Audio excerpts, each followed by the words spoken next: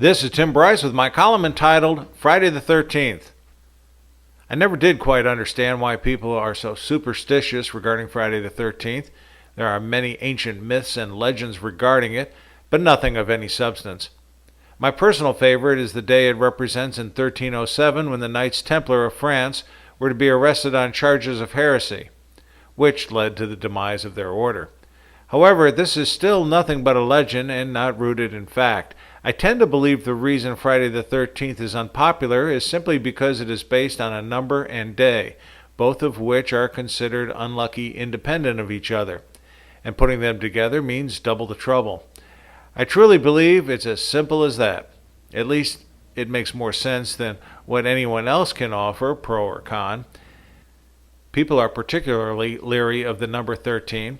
For example, it is quite common not to have a floor in a building labeled 13th, even though there certainly is a 13th floor.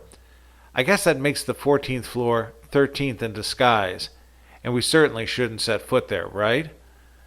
When it comes to Friday the 13th, I have seen people who I had previously thought to be rather rational cancel all appointments, refuse to work, and not make any business deals in fear such actions will be jinxed. Some take the day off completely in fear something catastrophic will happen that day. Nonsense. It's all a self-fulfilling prophecy where people will likely run into trouble if they are predisposed for such a negative event. They could easily make it a lucky day if they were more inclined to think positively. Then there are those who take the superstition to the sublime and believe such preposterous things as, if you cut your hair on Friday the 13th, someone in your family will die. Yeah, that makes a lot of sense. A child born on Friday the 13th will be unlucky for life. If a funeral procession passes you on Friday the 13th, you will be the next to die. I don't think Granny from the Beverly Hillbillies could explain it any better. Hollywood perpetuates the myth as it is good business for them to do so. Not only have they created a movie bearing the name Friday the 13th, the producers of slasher films are inclined to release their trash on that day, thereby capitalizing on the mood of the people. The date is also good for authors and book publishers specializing in books and articles pertaining to the paranormal. Let's face it, Friday the 13th is just good business.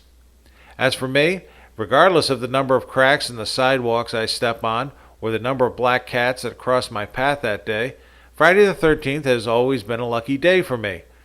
I started to notice this when I was in grade school.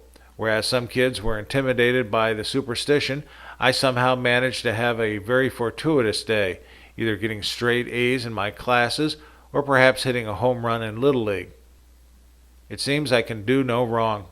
If anything, I seem to have a problem with the rest of the days of the year. But I definitely do not have a problem with Friday the 13th. In fact, I welcome it. Friends, keep the faith.